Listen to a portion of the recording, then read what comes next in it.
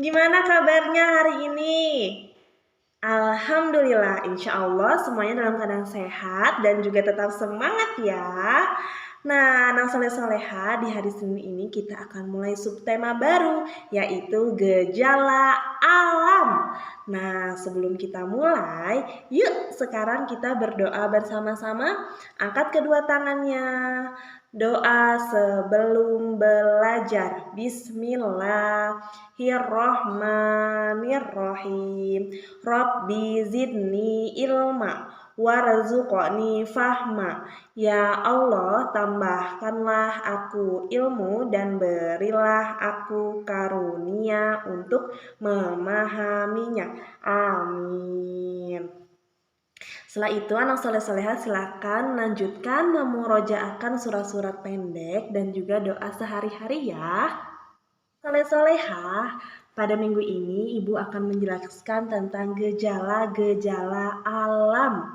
Nah, gejala alam yang pertama yaitu hujan. Anak soleh-soleha tahu ya hujan? Nah, hujan itu sangat banyak loh manfaatnya bagi seluruh makhluk yang ada di bumi. Tapi anak soleh-soleha tahu tidak bagaimana proses terjadinya hujan? Kalau anak soleh-soleha belum tahu, perhatikan simak video ibu berikut ini ya. Fase 1. Air laut terkena terik matahari dan menguap ke langit menjadi uap.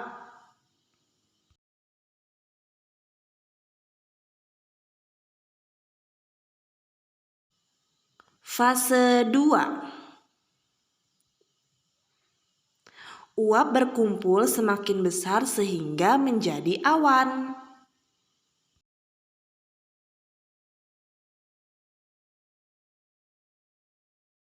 Fase 3.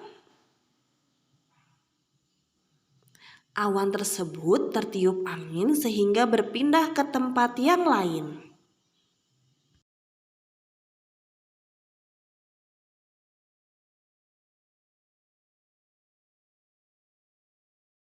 Fase 4.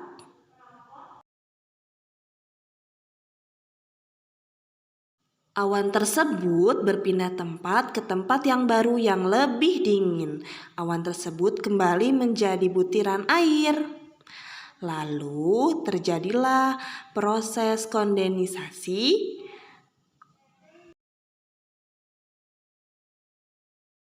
Fase 5. Kemudian butiran air tersebut jatuh menjadi air hujan. Nah, itu dia proses terjadinya hujan anak soleh-soleha.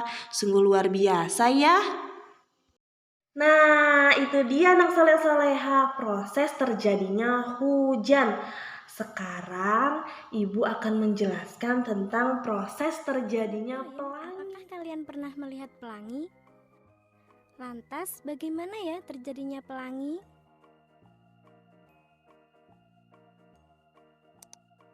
Pelangi adalah fenomena atau kejadian alam yang terjadi ketika sinar matahari dan hujan saling bereaksi dengan cara tertentu. Pelangi terbentuk karena adanya pembiasan sinar matahari yang dibelokkan. Pelangi hanya dapat dilihat pada saat hujan dan terdapat cahaya matahari. Proses terjadinya pelangi. Sinar matahari membentur hujan, kemudian sinar dibiaskan oleh butiran air di udara. Ketika sinar matahari melewati tetesan air, cahaya tersebut akan dibengkokkan sehingga akan membuat warna-warna tersebut berpisah dengan warna lainnya. Hal ini dikarenakan adanya perbedaan panjang gelombang dan perbedaan sudut ketika sinar matahari dibiaskan. Teman-teman Smart Point, warna-warna tersebut adalah merah, jingga, kuning, hijau, biru, nila, dan ungu.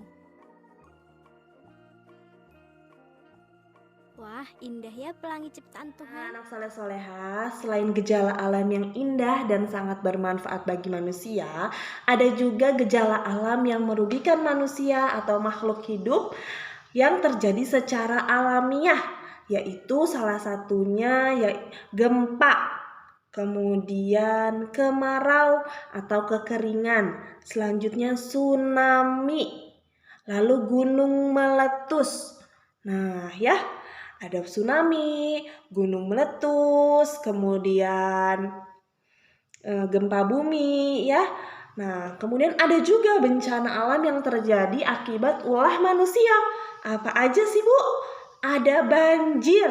Nah, banjir ini diakibatkan manusia yang selalu membuang sampah sembarangan. Kemudian tidak mau membersihkan saluran air sehingga saat hujan turun, air meluap dan terjadi bencana banjir. Kemudian tanah longsor. Nah, ini juga bisa diakibatkan oleh ulah manusia. Kenapa? Karena tidak mau mereboisasi hutan atau tidak mau menanam kembali pohon-pohon yang ada di hutan setelah dipakai jadi lahan bangunan, ya. Membuat bangunan di lereng-lereng gunung, kemudian tidak ditanami tanaman sehingga tanahnya menjadi tidak kuat dan terjadi longsor. Nah, itu dia gejala-gejala alam yang ada di muka bumi ini. Baik, anak soleh soleha, untuk tugas hari Senin ini silahkan dibuka majalahnya halaman 24. Nah, di sini anak soleh soleha mengurutkan proses terjadinya hujan. Nah, tadi Ibu sudah menjelaskan ya bagaimana proses terjadinya hujan. Silakan anak soleh soleha mengurutkan dari 1 sampai 4.